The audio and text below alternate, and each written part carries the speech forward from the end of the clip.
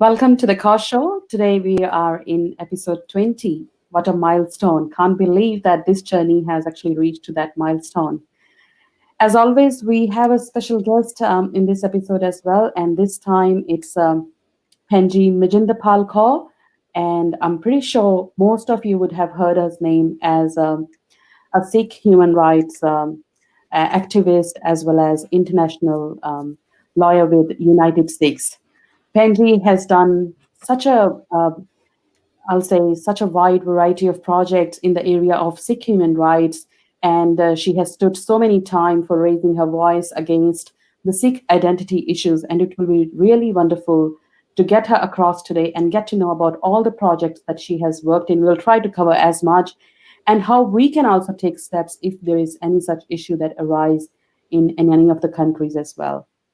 And with me, as always, we have Penji Ranjeet Kaur from UK. Penji, Vaheguru Ji Ka Khalsa, Vaheguru Ji Ki Fateh. Vaheguru Ji Ka Khalsa, Vaheguru Ji Ki Fateh. How are you? I'm doing good. How about you? I'm great, thank you. That's good. You had a busy day? It's just started, 9 a.m. Oh, yes. It's a morning for you, and it's nearly nighttime for me. So, of course, we are in different time zones. Some people do feel that, okay, we are in the same country, probably sitting somewhere around, but it's not like that. So, Penji is in UK and myself in Australia. So, Penji, about today's guest, what do you think about today's topic, Sikh human rights and standing for our identity? What do you think it's important? I think it's very important to be able to find out from Penji Mejindarpal, who is a human rights lawyer, and she serves minorities and the underprivileged. And I think it's going to be amazing to hear from her point of view how she raises this and deals with this type of issue all the time. Definitely. So I think without wasting any more time, let's bring her in and get to talk more about this. So I'll just get Penji across. Penji, welcome to the Cause Show. Vaheguru Ji Ka Khalsa, Vaheguru Ji Ki Fateh. Vaheguru Ji Ka Khalsa, Vaheguru Ji Ki Fateh. It took a long time for us to bring you on this show. You've been really busy and doing a lot of stuff around. So welcome. Yes, as I was saying on Facebook, this is my first cause show, a show by the cause for the cause. That's right. That's absolutely right. So Penji, getting into the cause show directly, I remember our first meeting back in 2017, I believe, when you first visited Australia. It's only 3 years, but I still believe that it's been a long time. We have known each other, and it was really a pleasure. And coming across. And I remember when you came here, you had come for a project which was, I remember it was for a schoolboy who had a patka issue at that time, and he was denied admission to I think a school, and that's what you came here for. Could you please tell us more about that? Yeah, I've actually been to Australia before 2017 during the Parliament of World Religions in 2009, I believe. Yeah, so that was my first trip to Down Under.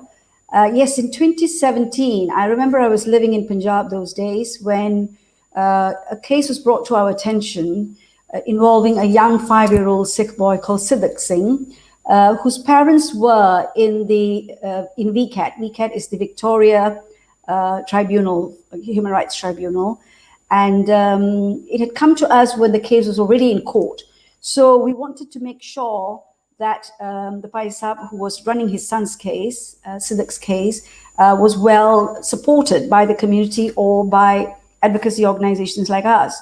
So when I contacted Virji, his father, and I said, so are you all right? Do you have lawyers? He said, no, I'm fighting the case myself. And I was so moved that the guts of a father fighting for his 5-year-old son to be allowed to wear his patka alone in the tribunal that's called VCAT in Victoria, and without any legal help. And the confidence that he gave in his response, but the humility with which he said, when I asked him, can we help? He said, yeah, any help is welcome. So we immediately jumped in, we made inquiries, we engaged counsel, and we got him representation in VCAT. And that's when I went to Australia, because it was your winter, I'm quite sure it was. And I wanted to be there in person. I felt like here's one hero and his little boy who have taken on the cudgels of the Qawm, the identity of a young person in a school, in a Christian school, which is not allowing him to wear the patka, saying that these are our rules, our uniform rules. So, as you know, when I came to Australia, we thought we will make an event of it. So we organized an event as well, getting all the human rights groups and the interfaith groups together. And we met in a very lovely place in central Melbourne and talked about it. And the outcome of the case was that we won the case. The young boy goes to school with his patka. And the school changed their uniform rules. They updated their website. But here is an example of why human rights and the word Sikh is synonymous, because that father was not a lawyer. That father didn't know what it's going to be that he's going to be up against. He didn't know he was up against in a country where in the national constitution, there are no religious safeguards except for people of Christian faith. Where Victoria is still the best of states in terms of religious freedom. That is changing because I know COVID has changed everything else too.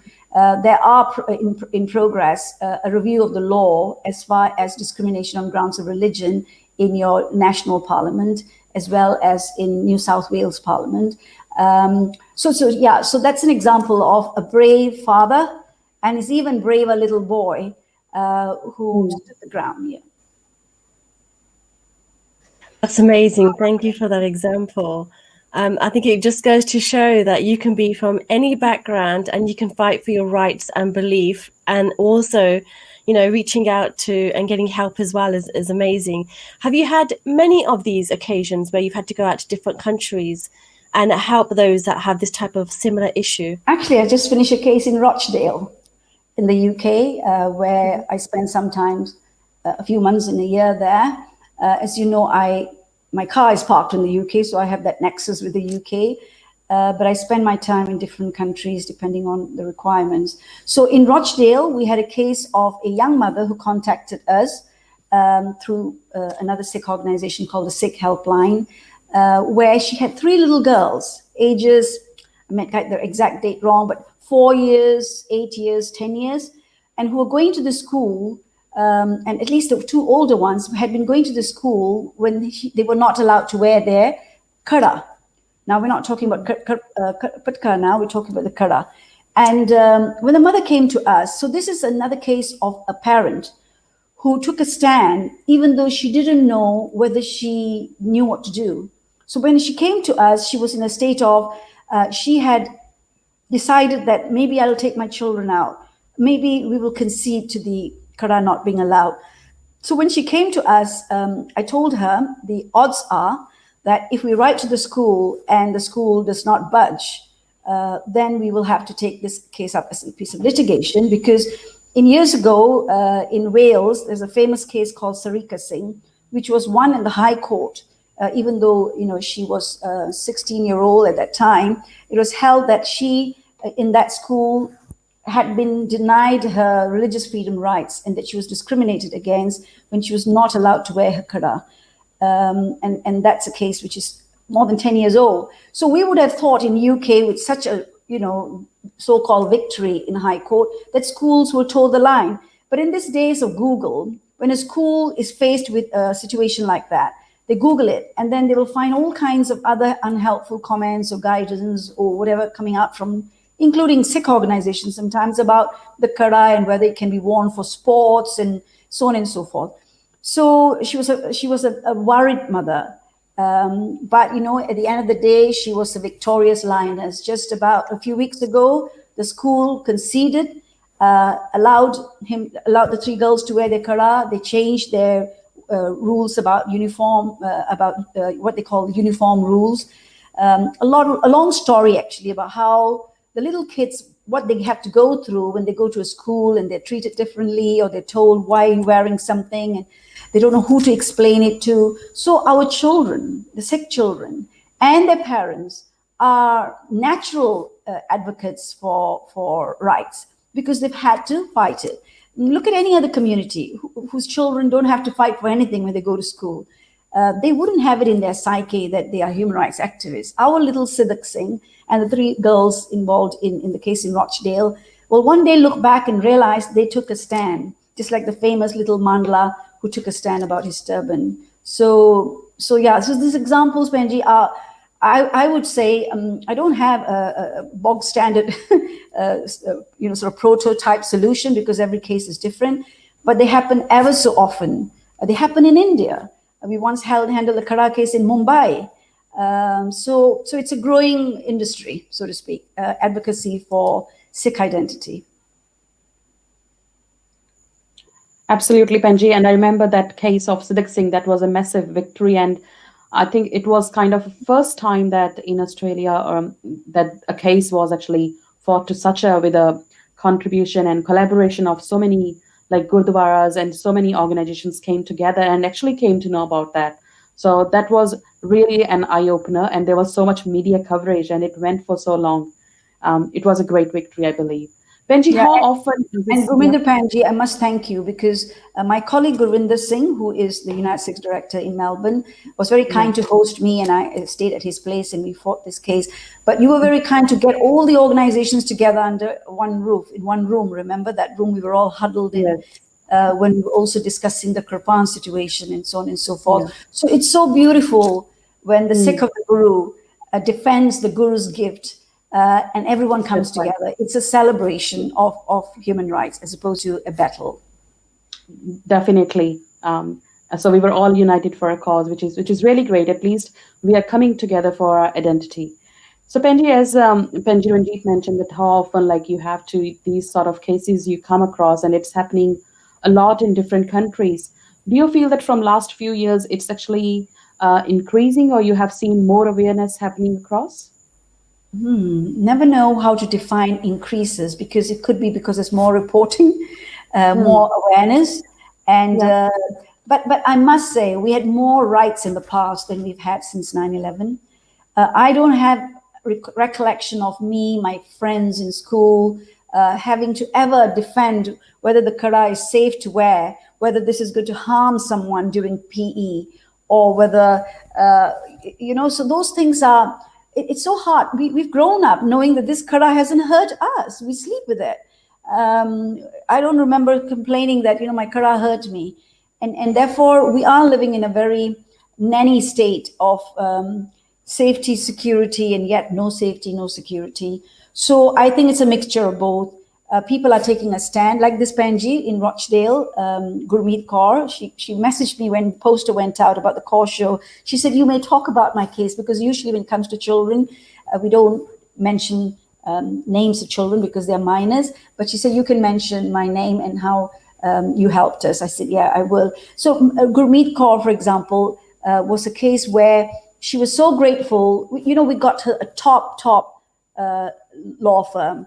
They're called Freshfields. They are one of the top 5 international law firms, and we got them pro bono. So Guru Sahib di mehr hai that as these cases are increasingly coming to our attention, I can't say whether they are increasing in numbers, but there is less awareness, more challenges in wearing your identity, if I may use that word, wearing, instead of having your identity.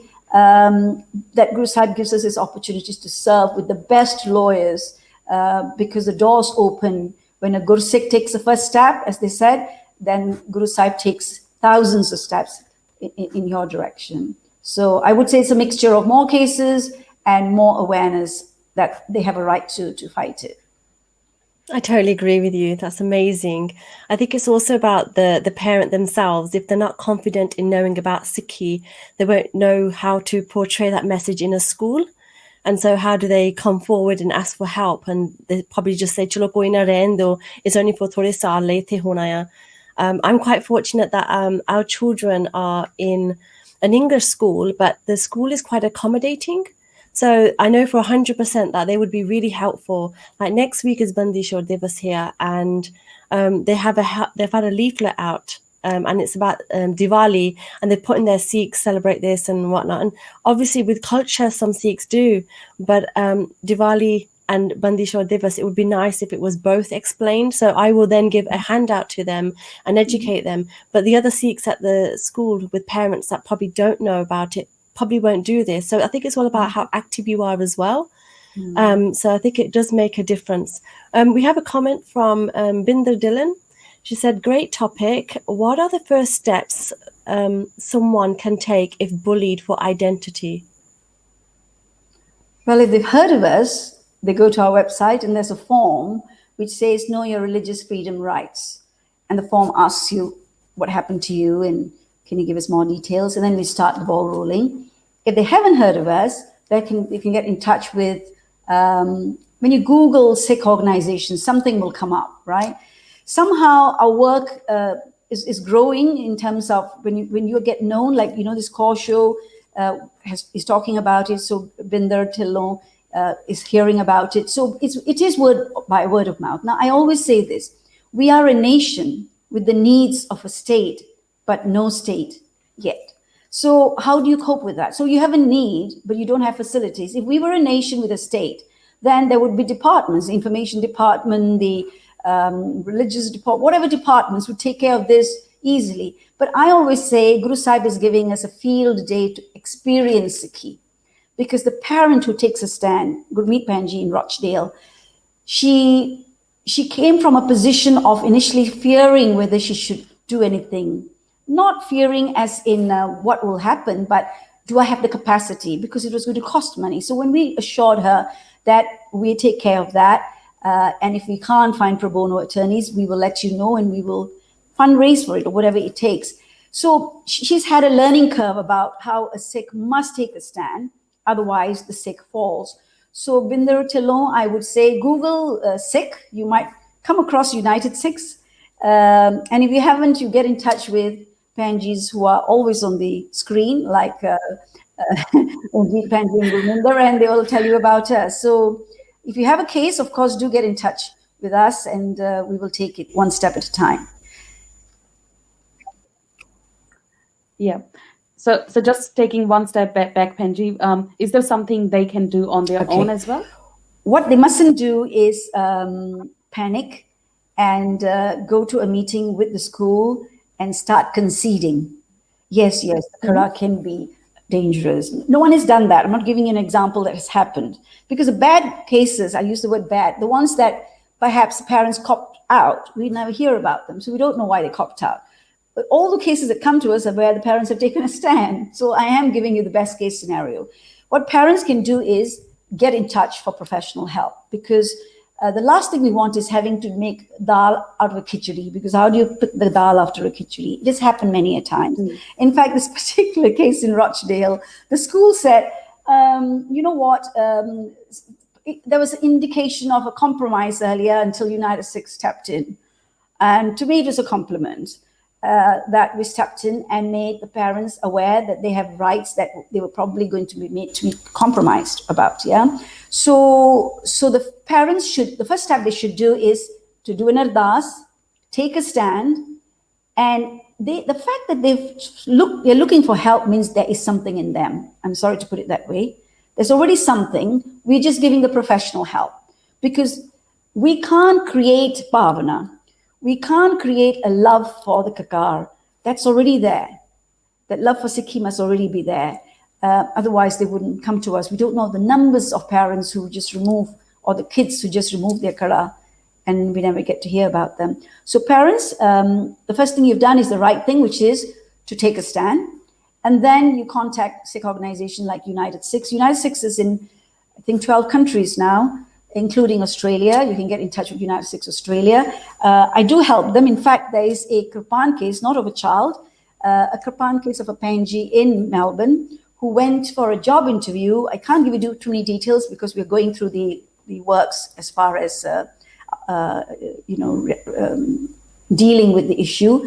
And she was looking for a job in a very big, I would say, quasi-government organization, which did not allow her into their premises because she wore a kirpan, where in the state of Victoria, as Gurinder will confirm to you, you not only have a statutory right to wear the kirpan, an exemption under the Weapons Act, you actually have a nice kirpan card that is created by Victoria Police, which says, Victoria Police says, they're citing the law, that the Sikhs are under such section of the law allowed to wear the Kripana and what the Kripana means and a nice picture of the Kripana. You can't ask for a better deal. And yet, this Benji had difficulties. And I thought I would have some good news for all of you because I thought it was long ago that we started this process, but COVID has not helped the fact that the Victoria and Equal Opportunity Human Rights Commission, which is where we first go to before you go to the Victoria Tribunal, has not been able to get a response from the party whom we are complaining against. So yes, that's the short answer, the long answer of a short question.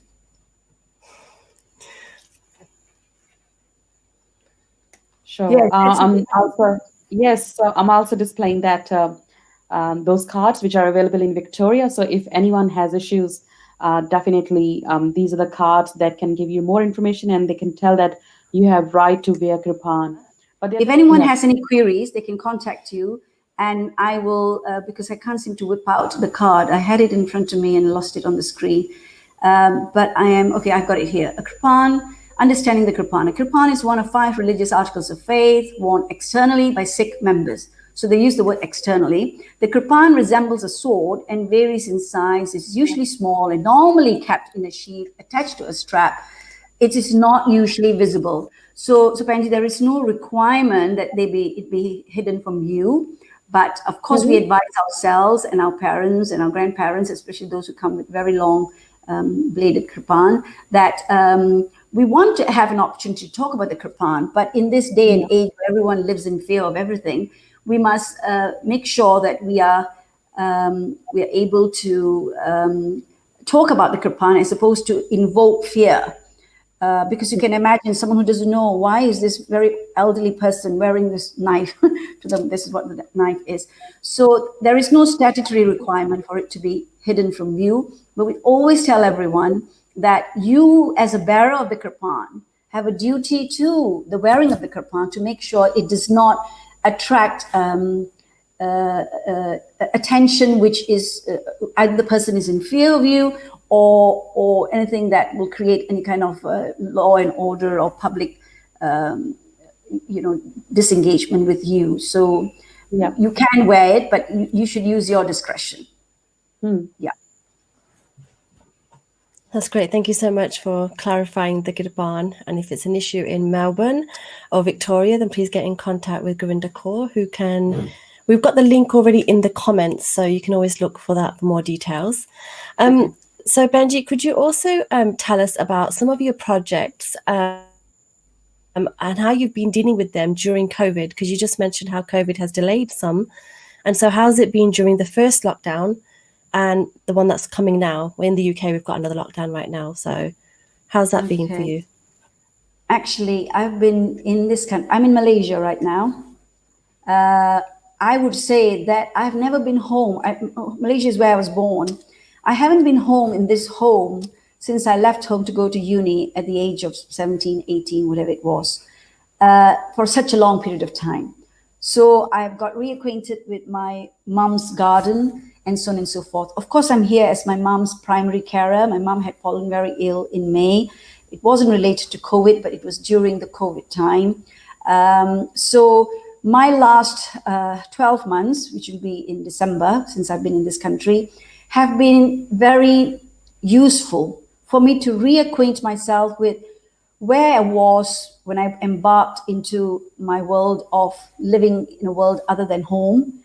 And then going out into the world, I've had a few, I won't say a few professions, but 2 professions. I've been a journalist, and then I took up law, and I now practice it by way of being available for the COM as far as religious freedom is concerned. So I would say that it's been a journey of discovering what is the place of a Sikh woman in Sikhi. You may know this in 2003, I beg your pardon, February 13, when we arrived at Darbar Sahib and we launched a campaign for the Sikh women's right to do seva at Darbar Sahib. Wouldn't want to go into that campaign right now. That was the first time I thought I experienced, because being a Malaysian, there is no such differentiation between what a woman can do and what a man can do in Sikhi. But when I went to the Darbar Sahib, and there were all these norms which were to do with the times when the Mahans were left behind with the keys to the Darbar Sahib, I was taken aback. And I would say I've always worked on the premise that if my guru gives me the right, no one can touch me. But in the last 2 years, more so because I live in Punjab, that belief has been challenged by reality, not by my faith, but by reality, because culture is more powerful than religion. What we culturally do and what we do as a religion, we culturally celebrate things that are nothing to do with your religion, but you won't celebrate something to do with your religion unless it's nothing to do with your religion. So culture is more expansive. Just to show the funny side of it, if I go on a road trip for projects and I happen to have the luxury of ordering a cab, the driver, if we stop for tea or something at the tabba, the driver gets given the bill. And because they think the man pays. So I always tell the driver, you're going to have to pay these bills because they're not going to come to me. So ਕਹਿਣ ਦਾ ਮਤਲਬ, while Guru Sahib said, so kyo manda akhiye, let us look not only in our own homes, because your home may be fine. Let's look at the various homes of people whose daughters-in-law, mothers-in-law, daughters, and all that are having to work in a typecasted role, where the woman's voice, and you know what, I don't blame the men, they are anesthetized about the ability to think that they have gone wrong. They typecast a woman's view, and I'm afraid in the last 2 years, I have seen that happening. I've seen that happening to me. It's almost like a confession on screen. And previously, I didn't have to fight it, so I won my position. But now, I find that it obstructed my work, because it's not a pleasure to know that Sikhi does not allow it, but the people in Sikhi, and they're lovely people I'm talking about. Well, can't be very lovely if that's what they think Sikhi is. But in order to be kind to them, I'm saying they're lovely people. They should really stop themselves in their tracks and ask themselves, when are we going to have this turning point? Guru Sahib gave it to us 500 years ago, before the vote in America, US, UK, and so on and so forth. But we're still in a theoretical position of rights. So, interestingly, we are having a Guru Nanak Award for a project that I run called PASS, Punjab After School Study, where we're giving awards to our staff. 99.9% of our staff are women. No, I'm not prejudiced. I just think they do a better job at what we're trying to get them to do, which is being teachers to young kids from government elementary school, of parents who do not have the means to send them to this posh convent schools, as they're called. The topic is jag mein purkh ek hai aur sagli nar sabai. In this world, there's only one man. The rest of it is all women, which is a Akal Purkh man in the sense of what is a Purkh. I don't want to go into the theology of what's a Purkh and who is a Nar. We are inviting Gyani Ravel Singh, the erstwhile, he was the head Granthi of Sri Akal Takht Sahib Ji, I believe, to come and address it to our young staff. Their ages, because they're living in the Pind, means they're the daughters of the Pind, hence not married, hence ages of 18 or so, or they're daughters-in-law of the Pind, to tell them that this is not theoretical, that in reality, God is the only one you look up to, the others you are unequal with. So to answer your question of how is it like to be working in a field, what is a typical day in the life of being a woman? It's the same, by the way, in the non-Sikh world. It's the world of men who have got this birthright, they feel, of thinking they've got the right answer. I don't know why I'm in this state of mind to talk about it in this way, but I have my justification, and when we are able to, we'll talk about it. So do you, as a woman, do you face many difficulties when you have a case to sort out or deal with? No, not in my professional work. because my professional work I can do anywhere I'm in the world. When I'm fighting a case where we're engaging lawyers, I'm only in front of a phone or a laptop. I could be in any room anywhere. So the beauty of my work is Guru Sahib has given me the freedom of serving my mom and being in Malaysia, being responsible and available to the whole Panth anywhere in the world, whether it's in Cyprus, where we had a Kripana case, Rochdale, this Kripana case now in Melbourne against a government institution, or anything that comes our way, because law is such. In the UK, you never get to see a lawyer sometimes until the day in court, because we are trained in that way. You look at the law. You don't have to be in the same room as your client. And we've sort of perfected the art of, and Sikhi di gal kar rahi hu. So the subject matter is passionately something you're so comfortable with that you are very comfortable doing it without any obstruction. So no problems as far as my professional work. Organizational work, I don't know how many, there is no all women Sikh organization, is there? Oh, there are, the Sikh Sikh Women Awareness, I think there's a society or something like that, maybe in the UK too. So there will be, I beg your pardon, so they are in existence.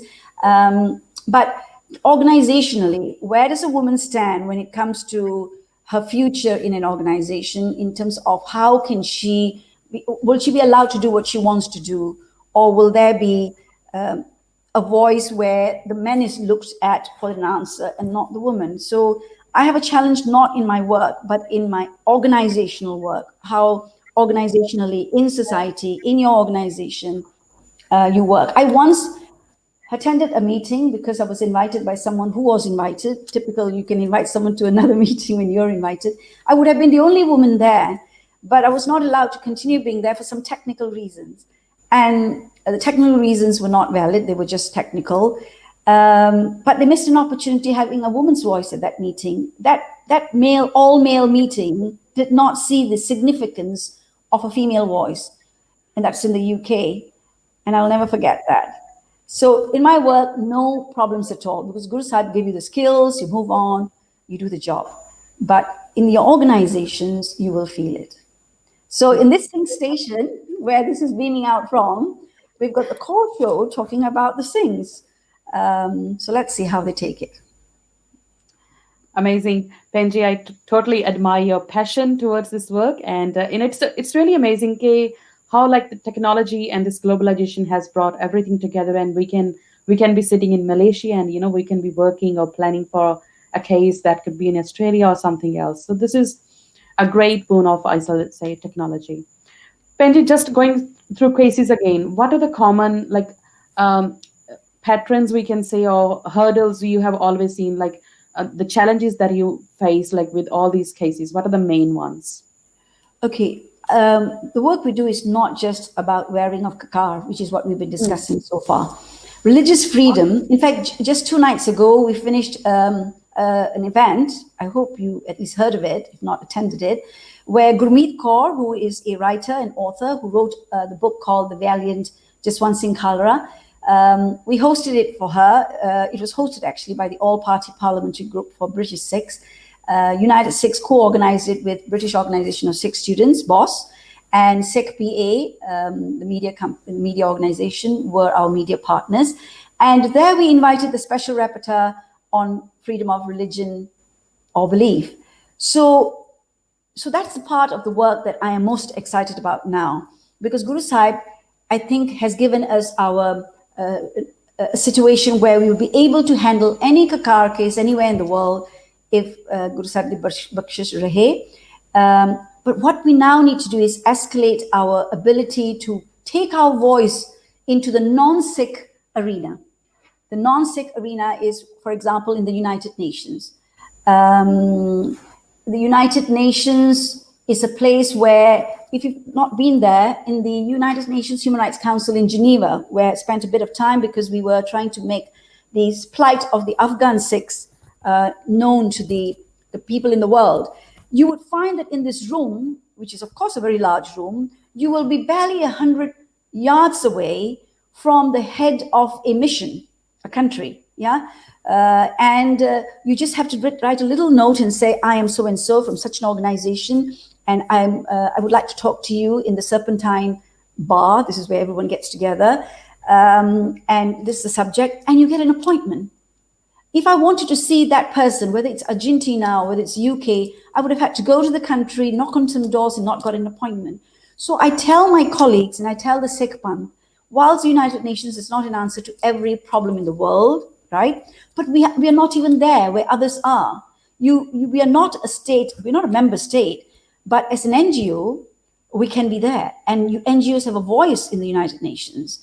And therefore, when we invited Special Rapporteur at Gurmeet Kaur's book launch, which we organized for her, we got him to see what our issues were. And we got him to tell us how to use the various devices in the United Nations to resolve them, to create awareness. So it is not just the kakar. For example, we can't wear the kirpan to the United Nations buildings. Now, I won't tell you, but I've never taken it off, but neither did I lie or cheat or whatever. Guru Sahib Di Kirpa, we went through many a times, but we can't do that. So I wrote a letter to the Special Rapporteur last year, the same man, and I said, do you know, to come and talk about religious freedom at the UN Human Rights Council, I have to remove my article of faith, or you require me to remove, which is diabolical. And he looked at the letter, he said, this is not on. So he's looking into it. So we must take our problems out of our homes and Jathebandiyan and Gurdware, and even out of the courts, and create an awareness. Because if the United Nations can allow us to wear the kirpan, means somebody there has become aware of it. Before that, they weren't aware of it. If we can wear the kirpan in the UK Parliament, I think in Sydney, I don't know about the Victorian Parliament, Panji Gurinder, we certainly can wear it in the European Parliament. You can't wear it in Washington, America's a different ball game. So the United Nations must allow us, because if the other parliaments are our rights, so should the United Nations. So this kind of work we need to move more and more into, and continue to work for the kakars. But discrimination on grounds of religion, recognition of who is a Sikh. Your topic is identity, but we haven't talked about identity, shall we? Do we have 2 minutes left? Yes, can I ask? So regarding just regarding the identity, the side of it. I just want to give an example of myself. I'm quite a strong character when it comes to the faith. So I do not believe in taking my gun off when I get to the airport. I'm very like, no, this is why. But recently, when I traveled to Australia at the Dubai airport on the way, I got stopped of wearing my ghara firstly, which was fine. And then I was asked to remove my turban. And I do a lot of traveling. So this was the first time I was asked to remove my turban. And I have heard stories about this, mainly with men, not women. And even though they had a head device detector, I did ask them, could you not use that device detector? And they said, yes, but we want to see what's underneath your turban. And I just thought, okay, and there was a sardar in front of me, which was the worst part. And he had just said, oh, he karo jo kende. And I just thought, ji tu aap edda kenda mainu, mere liye kina mushkil hona hai, but chalo koi na. So I went to the room where the lady told me to remove my turban. And the lady behind me, who was a Muslim, had a hijab on, and she was also detected for some other maybe metal wearing. So she came into the room as well, and it was a very small room. But she wasn't told to take her hijab off. She was very told, here's a detector, put it over your head, and that's it. And I'm there taking my geski off thinking, wait 1 minute, it's a very small geski for the airport anyway. It's not a papa damala. Why am I told to remove? But because me and my husband were strapped with time, and he was very Rani, we've only got a few minutes, we have to get going. The problem was, I wanted to cause not just a scene or anything. It was more, why am I told to remove my geski when the rights of the other woman wasn't the same? Who do I now complain to? And there's like 7 Muslim women in front of me who are then saying, and then it just seems like the type where everyone's going to gather and put you in a cell. And I just feel violated at that time. Not that we're not going to go to Dubai again, but when you have a little time, but you feel like it's not right, and you know your identity, you know how to use the right words. I'm a good Sikh, I know what words to use. Why was I felt like that? But where do I go with that? Okay, Dubai is notorious, if I may use that word. Everyone has that experience in Dubai, and it's work to be done. It's not impossible because Dubai, I don't know what the head of the state, caliphate, whatever it's called, has given this lovely Gurdwara land They have built perhaps the largest gurdwara in the world, and everyone talks about it and so on. Now, if they can build a gurdwara, they can surely communicate who are Sikhs and why we do not remove our turban at will, or a kara, and so on and so forth. So that's work to be done. So there's a lot of work to be done. So your listeners who want to be advocates of, you don't have to be a lawyer, because a Sikh is a natural advocate, right, for himself or for another, usually for the other first, is that there's work to be done in Dubai, but there's so much of indentured labor going to Dubai who are desperate to get in there. They are removing their karet at the airport. They are removing their kirpans, let alone, yeah. So that's work to be done. So if any of you feel like we should move to Dubai and do the work there, because a lot of the work will have to be done in person. We are in a COVID area, we're dreaming now, but when we can do it, but Dubai needs to be worked on. I was on a round table, religious freedom, they call it FORB. FORB stands for freedom of religion or belief. So it's a new buzzword for those of you who are new to it. Right to FORB. Okay. I was on a round table where a lady was talking about how in Africa there are, because there are a lot of states in Africa where there's religious freedom of minority issues, yeah, whether it's Christians or Muslims or whoever, but they never mention Sikhs. But there's Sikhs in every part of the world, right? We all know that. So that's why I said we need to get into the international roundtables, so that all this advocacy that's taking place for other religious minorities, I won't say piggyback, we always in front usually, we move on with them and establish our difficulties with that, because they are resolving it. There's something set up. This is Algeria, I think, that they were having these issues with. So there is a solution for everything. Somebody has to take a stand. You want to take a stand for Dubai, Panji? Shall I challenge you? Ranjit Panji, when are you next traveling to? I won't be traveling for a little while now, but I would love yeah. to. I just needed like a good 3 hours to be arrested or whatever it needed to be done, Yeah. but to really stand my ground and then have. But it didn't help that the Sardarji was challenging. You know, it just didn't help that, you know, Rajat was just with the Qara, and then the Keski was more like, yeah, okay, I don't mind this, you know, I can tie this without a mirror, it's not a problem. But it was more, why is that woman? And I did say that, but they looked at me like they were going to, you know, really get on top of me. And I just thought, and then it was just about timing there. But another issue I had recently was last year I went to Barcelona and I went to the cathedral there. And me and my husband, we wear the Qurban, we weren't going to take this off. And we had challenged them a day before saying, if we pre-book this and pay, would we be able to come in with our Qurban? And it was very yes. But when we got there, the security was immense. And we queued up for ages and got in. And I didn't get, I don't know why I get, but I never get told to take my Qurban off when I go through the beeps there. But with the detector, he got told to take his Qurban off. And when he explained in severe detail about why we wear the Qurban, and we're very humble when we say why we wear the Qurban, is with a smile, it's not to interrogate them or anything. It was very, sorry, we respect your religion, but we can't. And so what I did was I said to Preeta, "Tusi bahar jao, main jaan di andar." So I went in to the cathedral, spent a couple of hours there, came back out, and I went to go meet that senior person again. And I said to him, so tell me, let me tell you how it would be. Me as a Sikh, if there was an issue inside your cathedral, I can guarantee you, I wouldn't run, I would stand. I would stand firm and I would help anyone around me. Can you say the same for your own faith? And he looked at me, he says, no, but how did I get in with the Qurban? And was I an issue for anyone? And he said, how did you get in? I says, obviously, there's an issue with your security, but that's not the point here. The point is, I went in, I came out, and everything's fine. You should really do your research, but I don't think you can leave it there. I think you need to go further. But there's so many scenarios where we have taken it and given a letter in, and they have changed the procedure. So it is about taking that next step further. But yeah, I'm ready for Dubai. Bring me on, Benji. Now you tell me when you're traveling, but I'm sure no one can travel now because we have to prepare for it. This is going to be paper advocacy initially. We have to write to the people who are in the good books of the government. This is all the strategy. But what I'm saying is every person like you needs to react to what you said in the way you did. Because those who do not are posing the problems to the next person, including themselves. Because then the person say, why are you making this fuss? The last person didn't, right? So a Sikh doesn't stand only for himself, but he stands for the next person who would otherwise fall. So we have to forget ourselves when it comes to the Kakar. Actually, honestly speaking, the Kakar is a piece of identity, if you want to use that word very quickly.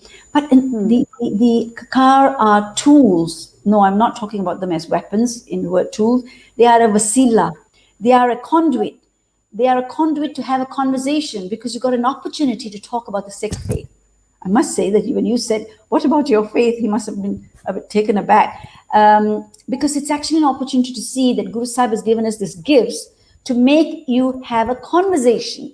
Because if you don't know how to express who you are, it's possible you don't know who you are. So when you have to be in a position of saying why you want to be able to wear the kirpan, as opposed to quoting Article 547, blah, blah, blah, right? You created awareness, because how else do 30 million people who are a nation without a state create awareness about who they are? Now, do you know of a place called Tuvalu? I think most people now know what's Tuvalu. Tuvalu is the smallest country in the world. It's the smallest country in the world. Yeah, it's somewhere close to Australia. So that country has to make itself known. So when you're the smallest country in the world, and when you're a country without so-called territory or state, your responsibilities are even bigger. So identity ek wasila hai. Why do you have identity? Because while I was going for my walk today, I was thinking, what a Benji is going to ask me. I was supposed to be sent questions in advance, and I haven't seen any questions. So a typical law student turned into whatever. I said, let me look at the heading, identity. So if we say that Guru Arjan Sahib ne kiya se hum na ham Hindu, na Musliman, Allah Ram ke pind pran. So we have Guru Sahib saying nobody is a Hindu or a Muslim, which means we are all God's people. Then what is the Sikh identity about? Is it a contradiction? Right? Somebody can ask the question, right? So then I say the Sikh identity is not it. The Sikh identity is your first step. It's your tool to achieving your maryada, to achieving your oneness. Now, this is not a prachar class, so we won't go down deep there. But the identity is not to say you are special. Your identity is just you. If any of you have your name wrongly spelled somewhere, anywhere, whether it's a badge at a conference, don't we react? Don't we quickly go and get it changed, right? Because from the word go, from the name, from your name onwards, you want to be identified by the way you have self-identified yourself. It's a case of hond. It's a case of who you are. So we are very defensive about our names. You notice, if the person who registered your birth got it wrong and your name is spelled funnily, you would want the funny spelling. Do you notice that? People who insist their names are spelled wrongly because they were wrongly spelled by the person who registered them at birth. So that makes the point. We are very guarded about our identity. And identity is the first step towards your self-realization. And then the rest of it is a lot of what spirituality is about. So your identity is not the destination, it's your means to a destination. Very well explained, Penji, and thank you so much for this. And we only have about 8 minutes left, but I want to just read some of the comments back to you as well. We have Harinder Singh Ji from 1469 from Delhi, and he has sent so many comments, and he's so excited to see you here. And he's also talking about the world-class samosa and gulab jamuns that you had in Amritsar, and I personally can't forget that as well. So that's another story we can. You have to come for that. That's another story we can discuss in another show, but definitely. And he has mentioned you as a pure steel. Another Not one. And yes, we also had comments from Gyani Sukha Singh Ji just saying Fateh to you. And Kirandeep from Delhi as well. She's saying that awareness is very important and we have to tell the world about our identity. Definitely. That's very, very well said as well. So just talking about Penji identity, I'll say just at the core level in various countries, just to spread awareness, I know we can do sessions, workshops to aware people about our identity as well. But at what level you think we should be teaching that to kids as well, to take action on their own as well, standing in the schools and, be confident about their identity? What are some of the tips you can give us today? So if the parents themselves have the enlightenment, they can be the people who, there's a mosquito flying around me, they can be the ones who guide their children. What is very important is that the child must not grow up thinking that he is different and therefore difficult, or that he is so special and therefore become arrogant about it. The parent, when imparting knowledge about the kakar, must do it from a point of humility. Because Guru Sahib said, "En Garib Sikhan ko diyo Patshahi." If your identity, your Sikh identity was given by Guru Gobind Singh Ji, if he recognizes that it is your humility as your garibi of your hirda, which is important, then it's important that you inculcate that in your children. So you don't tell your children, you have to wear this 5 kakar because you are special and the others are not special. I know you wouldn't say that, but you mustn't even feel that. You must say, this is why you wear your kakar. So whatever your conversation with your child, whether your kakar is a gift, that's your conversation, and why is this gift to be worn, right? Because, children ask you, John in my class, he cuts his hair. Are you saying he's going to go to hell because I cannot cut my hair? Or he doesn't wear Kripana, so is he not going to achieve God? So what answers do you give? This is not the place we're going to discuss in the next 2 minutes, but handling that is what's most important, because your child is your ambassador of Sikhi.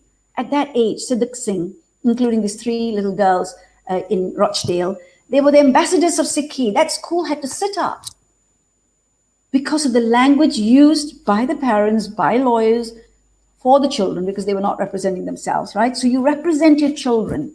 And therefore, when you teach them, you must do the same. That they must not think that they are different and hence special in that sense, but that this is what Sikhi is. A Muslim has to do different things to achieve his Islam requirements, equally a Christian. So everybody is different. But a Sikh has to comply. If you're in a certain school, I'm afraid you wear that school's tie. You can't say, I don't want to wear the tie or wear somebody else's tie. Yeah. So if identity can be just simplified as a school tie, it's more than that. It's all encouched with Maryada. Maryada is Japji Sahib vich aap roj padhde hain, Taul Taram Daya Ka Poot. That is Daya that has given rise to Taram. And Taram is the one that, if you understand this, then you become a Sachiyar. Taul Taram Daya Ka Poot, Santok Thap Rakhya Jinsu, Jeko Bujay, Hove Sachiyar. Only he who bodge it. Bodge means not guess, he who understands it, uncovers it, he becomes the Sachiyar. So understanding Maryada and how it lives the life of a little child and we ourselves, what does Maryada mean to us? Is it just a uniform? Is it just a right? Or is it your taramda poot? Is your taram, is your daya? Because without daya, there is no kakar, there is no Maryada. Because Guru Sahib said it in Japji Sahib, I'm not saying it. Taul taram daya ka poot. So if taram is Maryada, if Maryada is identity, and so on and so forth. So just put your equation together. Your Maryada, your kakar, your identity must come from the position of compassion there. Totally agree with you. Thank you so much. Daya is definitely the way forward. And I think it's amazing. Just one quick example. We have run out of time though, but just one quick example. My oldest is called Mirwan. And when she's gone to school now, the teachers there want to call her Mermaid because they can't say Mehirwan. So without her explaining it to us, she's going to explain to them, my name is Mehirwan and let's break it down. So she's going to tell them in 3 different ways of how to say it. And that's the only choice they have. Otherwise, she's going to ignore them. Because that's what we do at home. If we don't say Baji, Benji to each other, or then you ignore them, Hannah. So she's been using that same tactic at school. She's not Mermaid, she's Mehirwan. So I think it's also how you teach them from home, and it's got to be with there, and that's with any message. But we have run out of time. We've had lots of messages. Sure. Thank you, audience. We have lots more to show as well. But we would like to thank you, Benji, for sharing your amazing story and experience. And it's been amazing. I had loads more questions. But we would hope at least one person or individual who found this inspiration from your career path to, if they have an issue, to take it up. You can go to the Sikh helpline in UK, Gyani Sukha Singh, we can go to the United Sikhs as well. If you're in Australia, you can go to, where did they go, Benji, Gurinder, Benji? United States is in UK as well, so they can come to us. United Sikhs in the UK as well, and in Australia as well. We are in 12 countries, so you can come to us. Just go to unitedsikhs.org, and all the countries are there, and we certainly are in the UK. And and what I would say is to your daughter that the next time she has this problem, she's got a lovely shabd, Mehirwan, right? So Mehirwan, Mehirwan. So she can tell them, I want to teach you a song today. And she can just sing out to them. And because people love songs, they would have learned how to say her name. So all the best to your daughter. Has she overcome the issue in school? Oh, yeah, within a day. She was just like, I told them this is what we're going to do. Yeah, it's my name, and that's how we say it. Oh, fantastic. There we are. So, Gurinder Benji, did you want to put on a video, you said, for a couple of minutes? I do. I would. I wanted to talk about past project as well, Penji. You have given a little description. And I wanted to mention we had so many comments regarding your cooking as well. Probably will need you another episode just for your cooking and your, musical voice as well. And probably that's another. So Penji is multi-talented, and really we need women like this, multi-talented and, empowered to empower others as well. Definitely. You're a set example of that. Thank you so much, Penji, for being in this show. And yes, we will. Anything you would like to say before we finish this today? I would just like to thank the Sikh Panth for giving me the seva it has given me all these years. And when I'm no longer worthy of the seva, to be kind when they say goodbye to me. That's all I ask. Vaheguru Ji ka Khalsa, Vaheguru Ji ki Fateh. Vaheguru Ji ka Khalsa, Vaheguru Ji ki Fateh.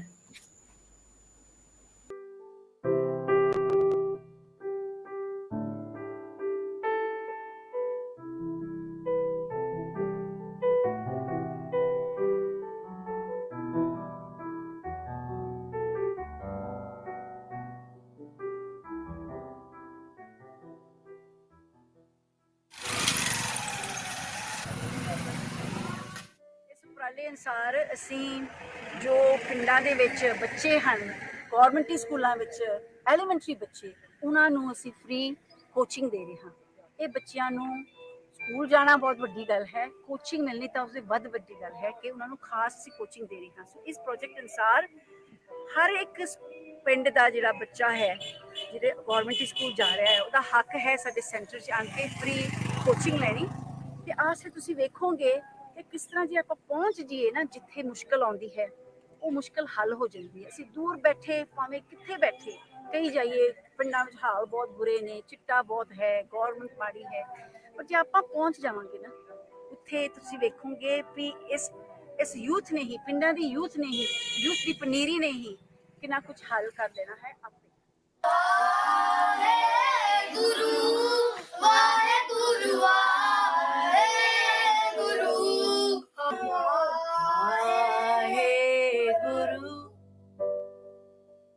ਕੀ ਨਾਮ ਹੈ ਤੁਹਾਡੇ centre ਦਾ? पास coaching centre से लड़के ਕੀ ਸਿੱਖਿਆ ਤੁਸੀਂ ਇੱਥੋਂ? बहुत कुछ सीखा। साजन वाहिगुरु जी का खालसा वाहिगुरु जी की अरमानदीप man की Khalsa every go we are mighty Khalsa mighty Khalsa everywhere we go।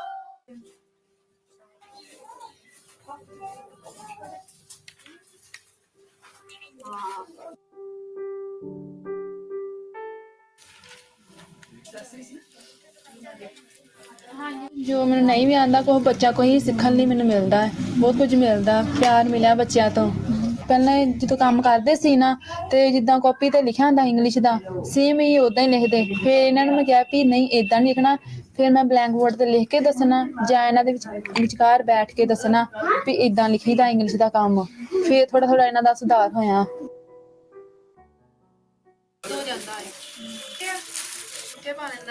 Milk is a healthy food. Milk makes our teeth strong. Project का जो मेन असेंस है जो कह लिए तो वो है कि ਇੱਕ ਇਨਸਾਨ ਜਦੋਂ ਚੰਗਾ ਇਨਸਾਨ ਹੋਊਗਾ, ਉਹ ਚੰਗਾ ਬੁਲਾਰਾ ਹੋਊਗਾ, ਉਹ ਚੰਗਾ ਨੇਤਾ ਬਣੂਗਾ, ਉਹੀ ਚੰਗਾ ਅਫਸਰ ਬਣੂਗਾ। ਅਫਸਰ ਤੇ ਜਿਹੜੇ ਨੇਤਾ ਨੇ ਉਹ ਵਿਦਿਅਕ ਅਦਾਰਿਆਂ ਨੇ ਬਣਾ ਦੇਣੇ ਆ। ਚੰਗੇ ਅਫਸਰ, ਚੰਗੇ ਇਨਸਾਨ ਤੇ ਚੰਗੇ ਡਾਕਟਰ, ਚੰਗੇ ਨੇਤਾ ਉਹ ਬਣਾਉਣ ਦਾ ਜਿਹੜਾ ਜਿੰਮਾ ਹੈ ਉਹ ਪਾਸ ਪ੍ਰੋਜੈਕਟ ਦੇ ਦਿੱਤਾ ਹੈ। ਚੰਗੀ ਸੋਚ ਦਾ ਜਿਹੜਾ ਮਾਲਕ ਹੈ ਉਹ ਕਦੇ ਵੀ ਨਮੋਸ਼ੀ ਦਾ ਸਾਹਮਣਾ ਨਹੀਂ ਕਰਦਾ, ਉਹ ਖੁਸ਼ ਰਹਿੰਦਾ, ਖੇੜਿਆਂ 'ਚ ਰਹਿੰਦਾ ਹੈ।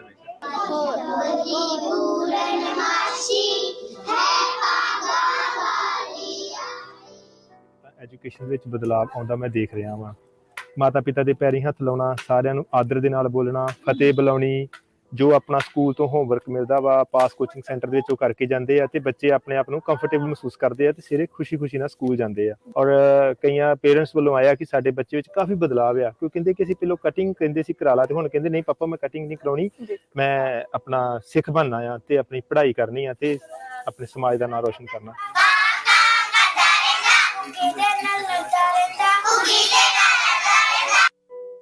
ਪੰਜਾਬੀ ਸਿੱਖਦੇ ਆ, ਗਣਿਤ ਸਿੱਖਦੇ ਆ, ਹਿੰਦੀ ਸਿੱਖਦੇ ਆ, ਮੈਥ ਸਿੱਖਦੇ ਆ ਤੇ ਔਰ ਵਾਤਾਵਰਨ ਸਿੱਖਦੇ ਆ, ਬਾਲ ਗੀਤ ਸਿੱਖਦੇ ਆ, ਵੱਧ ਕੁਝ ਸਿੱਖਦੇ ਆ, ਸਵਾਲ ਸਿੱਖਦੇ ਆ।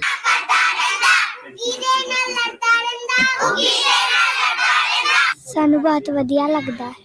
ਸਾਡੇ ਦੀਦੀ ਸਾਨੂੰ ਬਹੁਤ ਚੰਗੀਆਂ ਗੱਲਾਂ ਦੱਸਦੇ ਹਨ ਤੇ ਸਾਨੂੰ ਬਹੁਤ ਖੇਡਾਂ ਸਿਖਾਉਂਦੇ ਹਨ।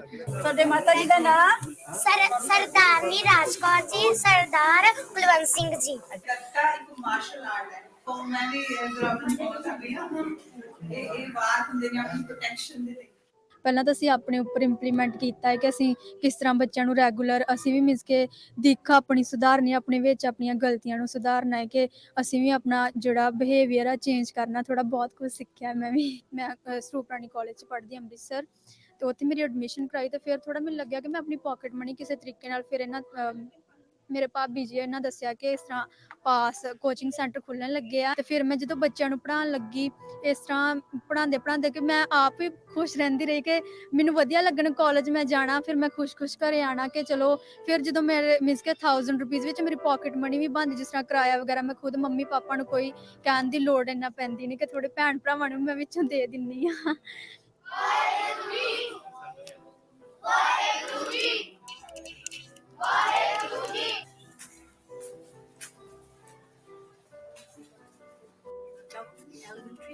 ਜੋ ਬੱਚਿਆਂ ਨੂੰ ਇੱਥੇ ਅੱਜ ਦੇਖਿਆ, ਸਿੱਖਦਿਆਂ ਵੀ ਦੇਖਿਆ, ਤੇ ਮੈਨੂੰ ਲੱਗਦਾ ਕਿ ਇਹਦੀ ਬਹੁਤ ਲੋੜ ਸੀ।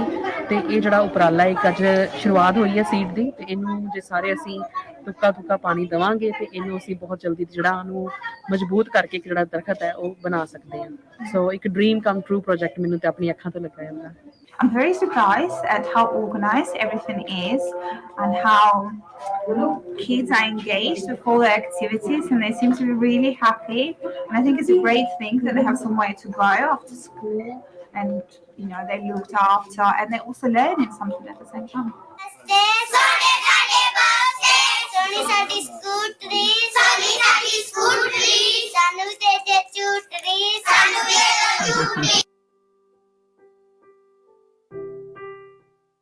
Blue shorty, blue water, blue shorty, blue water. Blue carbon roti. People want to know.